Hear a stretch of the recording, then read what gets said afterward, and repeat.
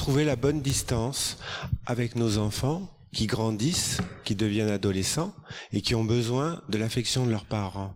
C'est toujours une question que je me pose quand j'ai mes enfants qui s'approchent de moi et je sais pas trop comment réagir. Ils ont besoin certainement que je sois près d'eux, mais je sens aussi qu'il faut pas aller trop près dans certaines situations. Voilà. Et en même temps, je parle le papa, sa petite fille, même en grandissant, le papa, c'est le premier homme de sa vie, mais il y a cette confiance et pouvoir se jeter dans les bras de son papa. Mais donc le papa a une responsabilité immense qui n'est pas facile, à la pureté du regard, du geste. Et je crois vraiment que quand on étreint un enfant ici, et pourquoi pas prier intérieurement, Seigneur, que ce soit tes bras qui se replient sur ma petite fille, sur mon enfant que tu m'as donné. Votre question montre une délicatesse de cœur tout à fait juste. C'est vrai que c'est délicat, c'est très délicat, parce qu'on reste des êtres humains. Nos enfants qui grandissent deviennent des petites femmes ou des petits hommes, mais je crois que la prière, là, que le Seigneur donne, qu'à ce moment-là, on puisse le faire dans la pureté de cœur. Et l'enfant le sent, et ça lui donne, il a besoin de cette sécurité des bras du papa, le garçon aussi, bien sûr, je parle de la petite fille parce qu'il a une différence sexuelle, mais le garçon, il a besoin d'être serré dans les bras de son papa, même en grandissant, c'est clair. Alors bien sûr, le prolongement après, ce n'est jamais facile de pouvoir, on desserre l'étreinte et on continue une vie normale. Je crois que la prière est nécessaire pour que le Seigneur inspire le regard, le geste. Tout doit être reçu à ce moment-là. Si cela vient de la nature, on risque d'être maladroit et avec beaucoup de bonne volonté. Si c'est donné dans la grâce, détente, Seigneur, que la paix soit sur moi. Viens toi-même serrer mon enfant dans tes bras et mets sur mes lèvres la parole, le geste. Parce qu'il ne suffit pas de le serrer. Après, comment on passe à la suite? Tout est délicat. Mais vraiment, je crois qu'il n'y a que la prière. Le pédagogue divin, et il vient à notre secours. Et à des moments, on est surpris, on se dit, comment je m'en sors ici? Et bien, chaque fois qu'on se tourne vers lui, il est là, et il vient aider. Mais ne privons pas nos enfants de cette affection. On est dans un monde dur, où la tendresse devient une denrée rare. Mais la tendresse sans ambiguïté, je sais bien que l'inceste augmente d'une façon inquiétante dans notre société, surtout, mais c'est pas le cas, mais dans des couples recomposés, mais là c'est autre chose. C'est un inceste d'un autre ordre, quoi. Mais même dans les vrais couples, on sent bien qu'on est perdu. Il faut l'aider à prendre conscience. Et ça aussi, c'est le rôle des parents, de savoir prendre à part son fiston, prendre à part sa petite fille, et savoir dire, écoute, maintenant tu deviens une femme, tu es responsable de ta beauté. Et n'oublie pas que tu as des petits frères et sœurs, que tout se passe, que tout soit reçu de Dieu, et donc qu'on exerce la responsabilité pour le don de Dieu. Là aussi, il faut que les parents interviennent. Souvent, ils n'osent pas de peur d'être en gars. Et si la petite fille met des shorts qui sont vraiment ultra courts, il faut peut-être l'aider à prendre conscience de cette responsabilité. Mais j'ai lu un beau témoignage. J'en avais lu 2, mais j'aurais peut-être dû les prendre. L'un, c'est une maman qui se dit, qui pose la question, c'est sur elle pose la question, elle dit, mais au fond, je mets des shorts ultra courts et des vêtements moulants, elle a 27 ans, elle est mère d'une petite fille, et puis son mari lui dit, à la sortie du supermarché où elle faisait ses emplettes, tu sais, j'ai entendu une personne dire, celle-là on dirait qu'elle est à vendre, qu'elle cherche avec qui avoir une relation. C'était assez cru. Évidemment, ça a choqué cette maman qui est chrétienne, et qui se dit, c'est ça que je donne comme apparence. Et du coup, ça l'a mis dans toute une réflexion par rapport à mon enfant, par rapport à comment je dois faire. Et elle pose des questions, elle dit, mais je ne sais pas ce qu'il faut faire. Mais effectivement, ce n'est pas parce qu'on est marié qu'on est à l'abri. Et personnellement, quand je vois des mamans qui viennent au baptême dans des tenues de ce type-là, je suis gêné pour leur mari. J'ai envie de dire, madame, vous êtes mère, respectez-vous. Vous avez un époux, vous avez des enfants, respectez votre corps qui a donné la vie. Ne l'étalez pas ainsi au regard de convoitise des hommes que vous provoquez. Vous êtes épouse et mère, quoi. Alors peut-être que je suis ringard, mais moi c'est une exigence de respect et de dignité de la femme et de la mère que je dis. Alors évidemment, c'est pas au curé à dire ça au moment qu'ils viennent au baptême.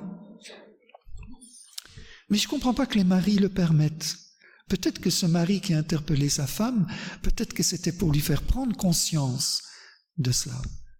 Peut-être, je n'en sais rien. Alors elle donnait comme justification, elle dit oui, mais si je ne suis plus séduisante pour mon mari, lui, il est entouré de secrétaires qui sont toutes plus séduisantes. Voilà, on est dans une compétition de séduction, mais de séduction dans l'ordre physique. Est-ce que c'est uniquement cela, ou bien est-ce qu'il y a beaucoup plus à la beauté? Je crois que, bien sûr que le mari est sensible aux formes de ses secrétaires, probablement. Mais la femme, elle est gardienne de la beauté, hein, et je suis sûr qu'une épouse qui parvient à se présenter dans toute la beauté intégrale de la femme, elle n'a pas à craindre les concurrences déloyales des secrétaires. Ah oui, c'est déloyal tout ça. Parce qu'on passe combien d'heures avec sa secrétaire et combien d'heures avec sa femme aujourd'hui. C'est pas sérieux tout ça. Ah, si j'étais patron, je serais pas facile. Je dirais à mes secrétaires, pas forcément pour moi, mais pour les autres, je dirais vous habillez décemment. Respectez les couples avec lesquels vous travaillez. Revenons. Je parle de couples mariés chrétiennement. Parce que dans notre monde, ça ne devrait pas nous étonner. Le vêtement de gloire, pour eux, ça ne veut rien dire. Et donc, pourquoi mettre un vêtement si on jouit davantage sans vêtement? C'est la logique un peu du naturel. Pourquoi s'encombrer d'un vêtement? Si le ciel est sur terre, si l'Éden est ici-bas, eh bien, retrouvons la nudité de l'Éden, puisqu'il y a rien de transcendant. Mais là, c'est une jouissance uniquement sensible, alors que la jouissance que Dieu veut nous réserver, elle est et sensible, et psychique, et spirituelle. Vous voyez, enfin, vous le savez bien, ça. C'est donc réduire l'humanité à une dimension et dire l'Éden, c'est la jouissance physique. Non, la béatitude que Dieu réserve, c'est beaucoup plus que cela. Mais regardons le mariage chrétien. Lorsque l'épouse est tout en blanc devant monsieur le curé, qu'est-ce qu'elle représente, ce blanc? Ce blanc, c'est l'Église qui est habillée de fin lin. Vous rappelez que le projet du mariage, Éphésiens 5, c'est l'amour du Christ et de l'Église. Voilà le modèle des époux chrétiens. C'est bouleversant. Le chapitre 5 de la lettre aux Éphésiens, il parle de la relation de l'homme et de la femme. Et l'homme quittera son père, il cite alors saint Paul, le livre de la Genèse, l'homme quittera son père et sa mère, il s'attachera à sa femme, tous deux ne font qu'un. Ce mystère est grand, je vous parle du Christ et de l'Église. Boum. Alors qu'on croyait qu'il parlait de l'homme et de la femme, il dit oui, tout à fait, je parle de l'homme et de la femme, mais ultimement, je parle du Christ et de l'Église. L'archétype, c'est le Christ et l'Église. Et lorsque la femme est tout en blanc, ça représente l'Église, recouverte du fin lin de la justice de son époux. Donc, c'est notre robe baptismale.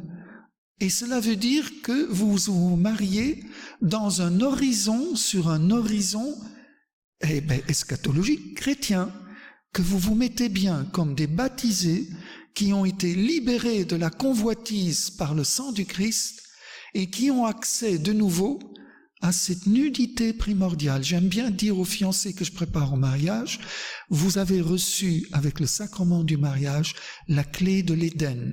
Ils étaient nus et ils n'avaient pas de honte. Mais attention, ça suppose de le vivre dans la grâce de Dieu. Ça suppose de le vivre dans la vertu de chasteté. Ça ne veut pas dire qu'il n'y a pas de jouissance charnelle dans un couple chrétien. Loin de là, je viens de le dire. On n'élimine rien, mais on veut plus que ça. Et si bien que si les époux s'approchent dans cette vertu de chasteté, qu'ils puissent aussi jouir intégralement de l'autre, dans sa dimension psychique, dans sa beauté psychique et pas seulement physique, et dans sa beauté spirituelle, qui est le plus bel émerveillement. Et ça demande un travail quotidien. Par la parole, où les époux se parlent, se disent leur fragilité au niveau de la relation physique et s'exhortent à monter toujours ensemble, toujours plus haut, sans perdre les étapes charnelles, mais monter plus loin. Et si vraiment il y a ce dialogue spirituel entre les époux, que là ils se scellent une alliance, que toujours ils prennent mieux conscience qu'ils sont unis par l'Esprit Saint, le temps et l'éternité. Ils se battront pour ne pas être distraits par la secrétaire avec sa mini-jupe. Ou bien ils feront ce que me disait un époux, que j'ai félicité, je trouve admirable. Il dit, le chemin le plus court de la maison à mon travail passe devant un cinéma porno. Je ne peux pas m'empêcher de voir ces affiches. Eh bien, j'ai décidé de passer par une autre rue, ça me demande 20 minutes de détour, mais quand j'ai mon épouse dans mes bras, je ne veux pas être pollué par ces images. Vertu de chasteté. Il paye le prix pour avoir une étreinte chaste. Je ne veux pas dire qu'il n'a pas d'étreinte, mais les chastes au sens, c'est avec mon épouse, c'est pas avec les images érotiques qui encombrent mon imagination. C'est un combat. La chasteté dans le mariage, c'est un combat, tout autant que la chasteté dans le célibat, vous savez. C'est peut-être encore plus difficile pour vous que quelqu'un qui vit seul. Alors, je suis sûr que des époux qui ont conscience que le sacrement du mariage, ils l'ont reçu comme un chemin de sainteté qui s'inscrit dans la logique du baptême, puisqu'ils sont en blanc, c'est la robe nuptiale du baptême. De l'Église, c'est donc l'heure du baptême, et qu'ils le vivent comme un beau combat de l'amour, eh bien, ils ne tomberont pas dans ces pièges. Ou alors, s'ils trébuchent, ils se relèveront parce qu'ils verront une finalité. Ils ont un but. Je me fais comprendre, mais voyez quel travail et quelle éducation pour nos enfants.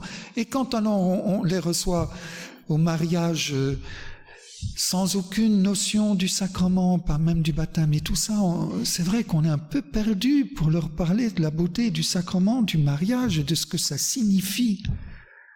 C'est parfois un peu difficile, et c'est même toujours difficile.